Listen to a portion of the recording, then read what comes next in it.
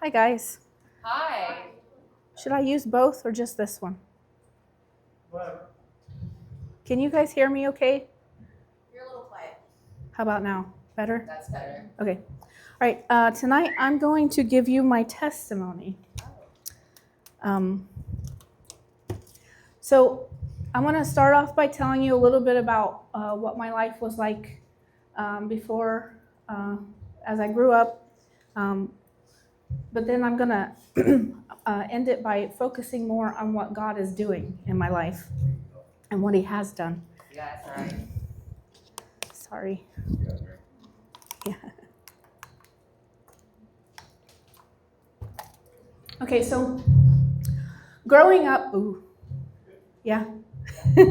Okay, growing up wasn't the best of homes. We grew up in a home where God was definitely not a part of the home. My dad was never, my biological father was never a part of my life. He wanted me aborted. So my mom refused, and he didn't want nothing to do with me. So he decided to stay out of the picture until I was about 14. But my mom met my stepdad, and they got married when I was 7. And they were into the partying, the getting high, getting drunk all the time. Weekends were really fun at the house because we had all kinds of people come over, and us kids got to play and have fun and pretty much be on our own and do whatever we wanted. You know, it was fun growing up because, you know, all of our cousins came over and we got to hang out and play and have fun while the adults were getting high and drunk in the other room. As I got older, I started being afraid of sleeping in the dark for some reason. I don't know why. I could not sleep alone. I really just wanted to be close to my mom, but my mom didn't grow up with that type of lifestyle, so she didn't know how to provide that for me as well. So she just kind of pushed that aside and said that I was being too needy. And so I remember being young and throwing fits, being scared to fall asleep alone. I wanted her to come cuddle with me and read me a story, you know, like mommies do. But my mom decided to record my fit throwing instead. And then when their friends would come over for the parties, they would play it and laugh about how funny I was being and how silly I was.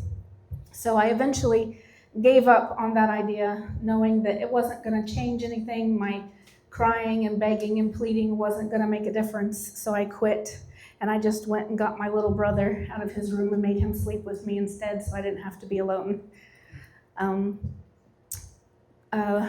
Growing up a little bit was scary for me. I learned young that I had anxiety, but I didn't know what it was. I just knew that I got scared of things and wanted to pass out and throw up and really panic. Nobody knew what it was. They just thought I was being indifferent and rebellious and not listening. So every time I would feel that way, I would get really scared because I didn't know how to deal with it. I didn't know what to do. I just knew that my body wasn't cooperating with me and wouldn't let me do what I wanted it to do. But I was told to just knock it off and go play. And I had no idea how to knock it off, or I would have, because I didn't like feeling like that. The older I got, the more the drinking and the getting high became a part of our life. When my mom wasn't around, my stepdad would make advances. He would try telling me things and try touching me, and I didn't want to be around him, and I was really angry at my mom because she was letting this stuff happen, but she had no clue. She had no idea what was going on.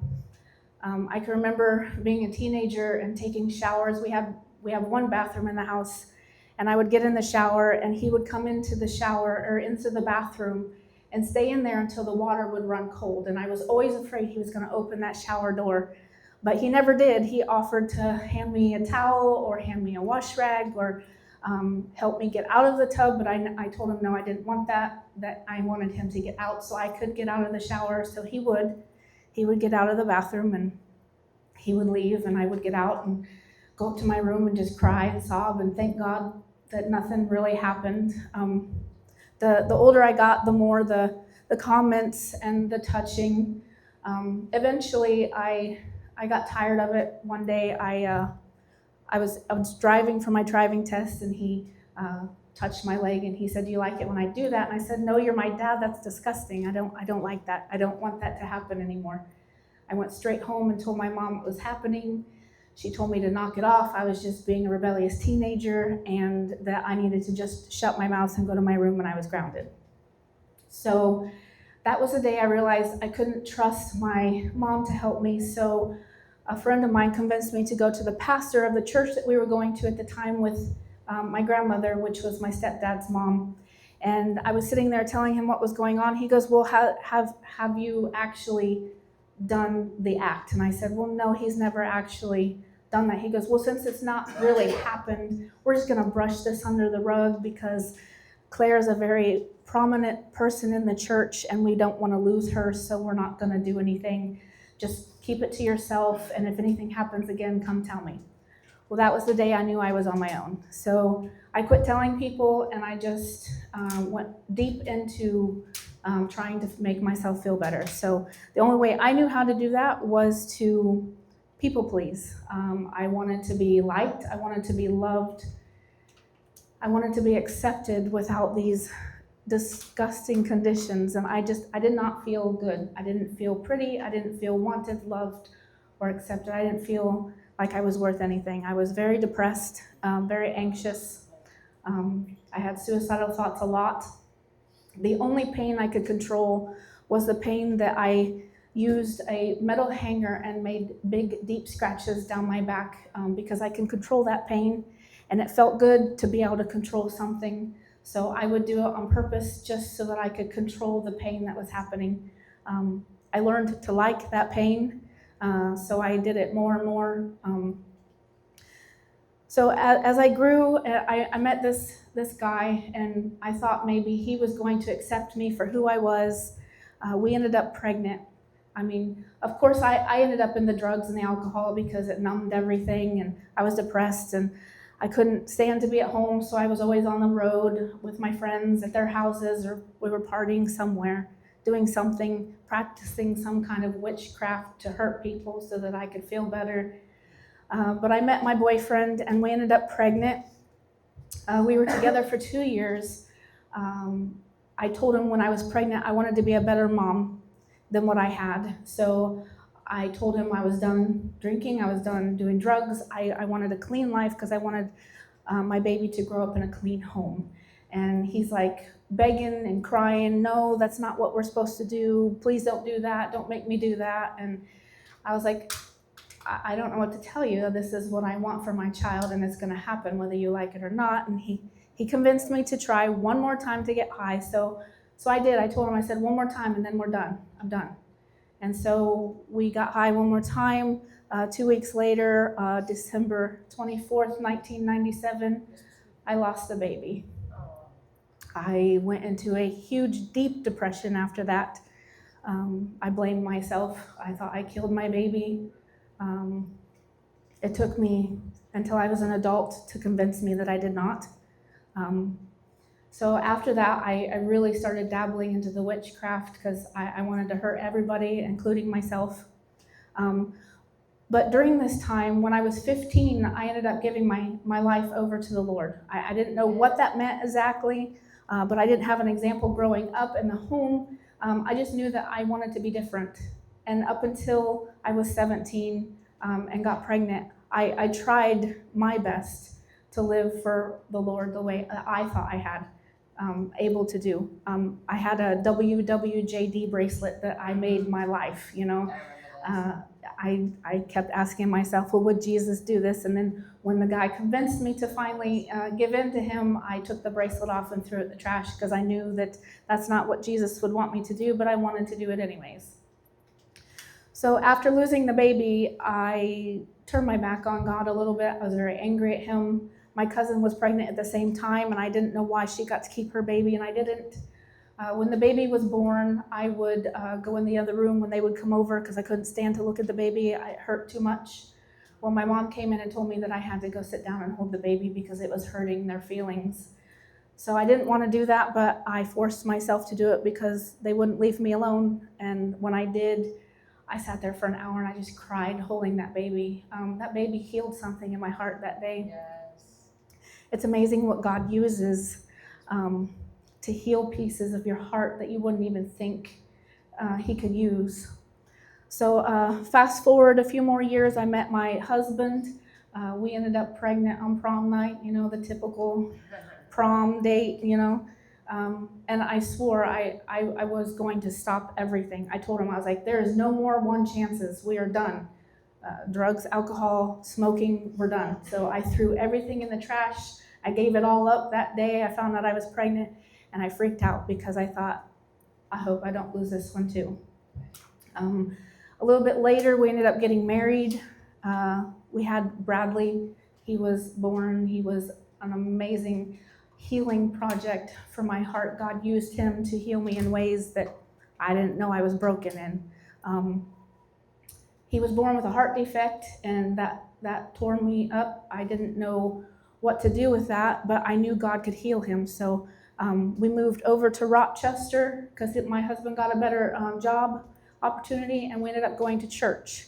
It was a very strict church, but I'm glad for my sake because I needed the structure. So I'm glad that God gave us the church that he did when he did, because I needed that structure. I was taught how to be a good mom, how to raise my kid for the Lord. My husband did join me at the time. We tried it together for a while. Our second son,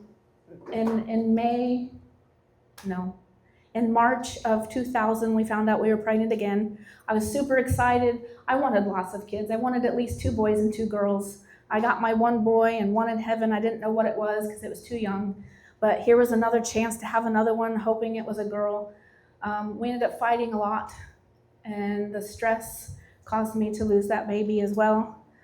April 10th, 2000, on my birthday, I lost that baby.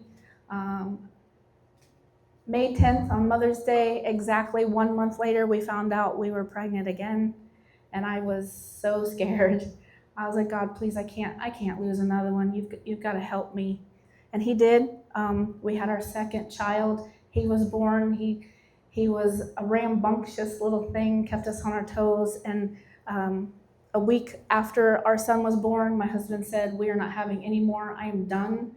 You don't get a choice in this. I'm going to have a vasectomy done, and that's it. You can either support me or not. Either way, it's happening. And so I begged and begged and begged for him to change his mind because I wanted lots more kids, and he said no, he was done. So at the time, I went to my pastor's wife, and she told me, she goes, well, you can either make things worse at the home, or you could submit and just suck it up and let him do what he wants to do. So that's what I did.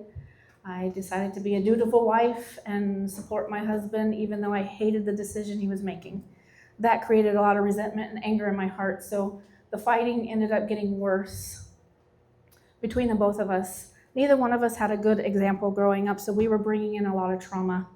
Our parents had a lot of trauma. So it was like a generational trauma dump, and we were doing the best we thought we could. We had issues at home. He was addicted to porn, and that hurt me, so I wanted him to stop. So I was telling him, you need to stop, that's hurting me, but he couldn't stop because he didn't know how. So as we were raising our kids and trying to do the best we could, he ended up deciding that the church we were going to wasn't a good church, so he was done going to church. But I could still go if I wanted to, so I continued to take the kids and go to church and be faithful, get involved as much as I can, because it was a works church. If you weren't working, you weren't right with the Lord, and you had to get saved every day. So I'm thankful for that, because it taught me structure, it taught me character, it taught me how to get in and get busy. Had I not had that, I probably wouldn't end up on drugs and alcohol again. My husband and I, we fought all the time. We were both very toxic to each other. We had a lot of resentment towards each other, a lot of anger. But I had the Lord, and I could deal with it. He did not. So that created a huge gap between us. 15 years later, we ended up fighting, and he ended up walking away and being gone for 2 days, disappeared. And I was freaking out, didn't know where he was. He came home, said it's none of my business where he was, and that we were going to work on things. Well, he did that multiple times throughout the the 23 years we were together. The last time he left, it was for a whole week and a half, and I had convinced myself we were done. I couldn't do it anymore. And he came back after that week and a half and begged me to try again, and I said no, I didn't want to. And he ended up convincing me that things were going to change this time, so I tried again. Things didn't change, things got worse, because he kept telling me if anybody was God, he was God, or Satan was God, and that God was just a crutch, he didn't exist. My God wasn't real. But yet he would always want to debate about the Bible and about God, and I told him, I was like, I can't do that. If you're not going to listen to what I'm saying, there's no point. It's just making things worse. So I quit talking to him about the Bible, and he got mad at me because I wouldn't debate and argue with him. He ended up, about 6 months before we ended up getting divorced, he ended up sleeping on the couch. Every night I cried myself to sleep, wondering what was going on, why we couldn't fix things. I was begging God to change him, change me, change whatever needed to be changed. Throughout the entire marriage, he would always tell me that once the kids were gone and out of the house, he was gone too. So, that created a whole slew of anxiety and depression and multiple suicide thoughts and attempts. And by the end, he was sleeping on the couch, and I told him, I was like, are you content being roommates? And he said, yeah, I'm pretty content with the way things are. I said, I'm not. And God kept showing me that he was going to bring me out of this darkness, that it was going to be okay. I thought he was going to change us and fix us. But the day he told me he was content being roommates, I heard the Lord say, it's time. And so I went upstairs into my room and my sanctuary. I got on my knees and I prayed and I cried and said, Lord, what do you mean it's time? Are you changing him? Are you going to change me? Are you bringing us back? And he said, no, you need to walk away. And so I did. That was the hardest thing for me to do. I never wanted to get a divorce. I wanted him and I to last forever. I wanted to be the one person lately that just stayed. But I couldn't because he was dragging me down. I told the Lord, I can't do this anymore. I just want to come home. Just take me home. He said, no, I have plans for you, great plans for you. It's time for you to get out. So I did. I walked away, and then I started building a relationship with the Lord like I'd never had. I jumped into a relationship right away with a guy. Should not have. It turned out scary. But the Lord has really brought things out of my entire life that he's just been amazing with everything that I've been through. Zephaniah 3:14 and 7-17 says, sing aloud, O daughter of Zion, shout, O Israel. Rejoice and exult with all your heart, O daughter of Jerusalem. The Lord has taken away the judgments against you. He has cleared away your enemies. The King of Israel, the Lord, is in your midst. You shall never again fear evil. On that day it shall be said to Jerusalem, fear not, O Zion, let not your hands grow weak. The Lord your God is in your midst, a mighty one who will save.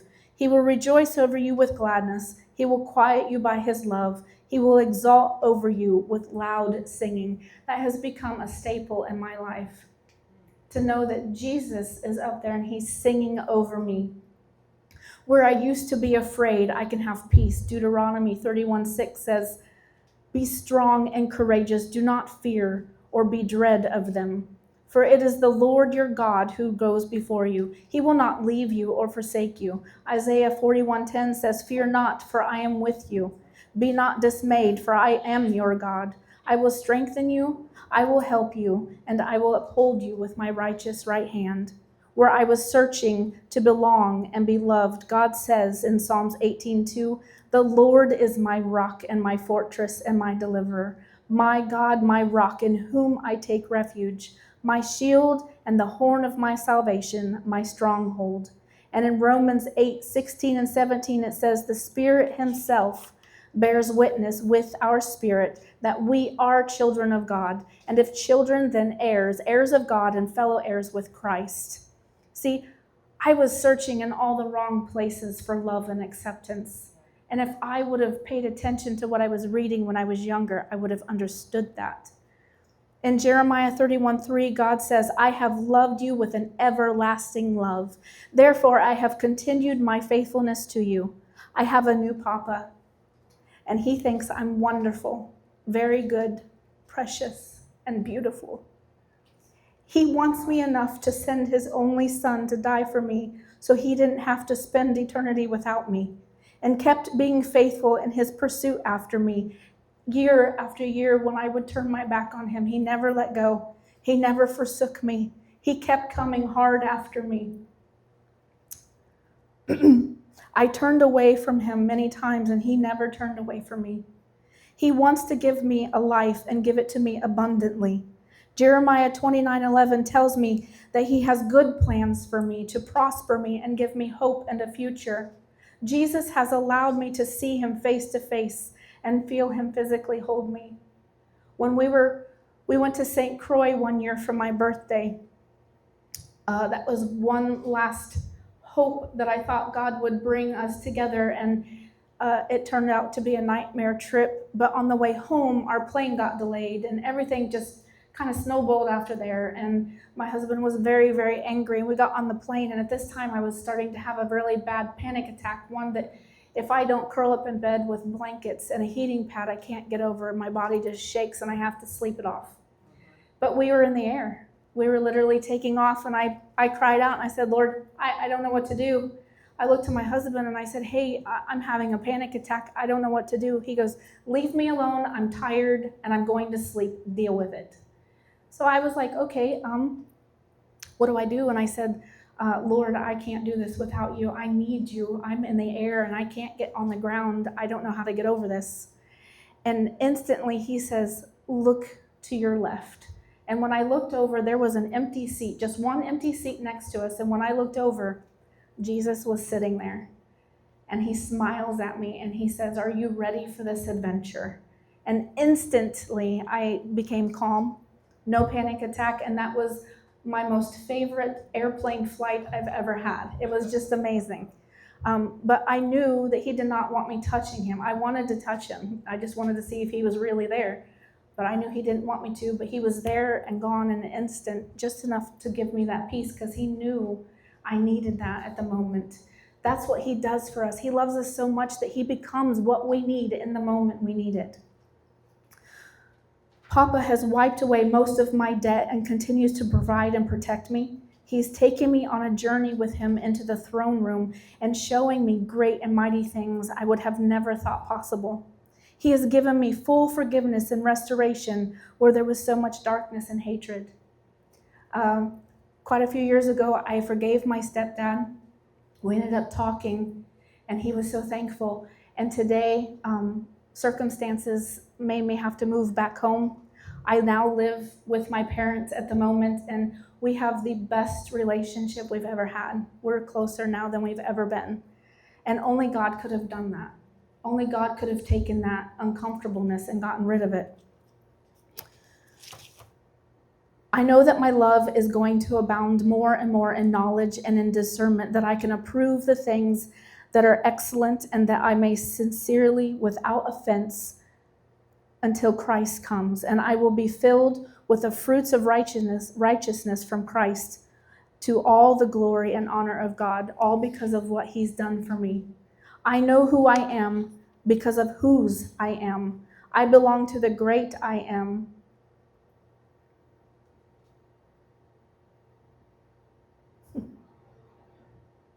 And nothing, like Paul says, I am convinced that nothing and no one can take me away from him. I am holy and righteous because he is holy and righteous. And my freedom is eternal. I just have to keep making him Lord of my life and getting rid of the devil, fleeing from him and drawing so close to my Papa, curling up in his lap and just sitting there while he talks to me. It's the sweetest place to be, and I never want to leave. I never want to leave his presence. There's a hunger that he keeps feeding in my soul for more and more of him, and I pray that never goes away. So I encourage you to lay it all at his feet. Make Jesus the Lord of your life and curl up in your Papa's lap and allow him to heal you and show you who he created you to be. Then get out there and shine your light so bright. Show the world who he is so that others can know our Papa and see how much he truly loves each and every one of us, because he loves us so much that he pursues us even when we don't want to pursue him. Yes. when we want Right. nothing to do with him, he never stops. That's right. He never says, okay, you know what, you rebellious child, I'm done with you. He just says, come home, I love you. Yes. Come home, I can make it better. And I'm so glad that he did that for me. So I encourage you to get out there and do that.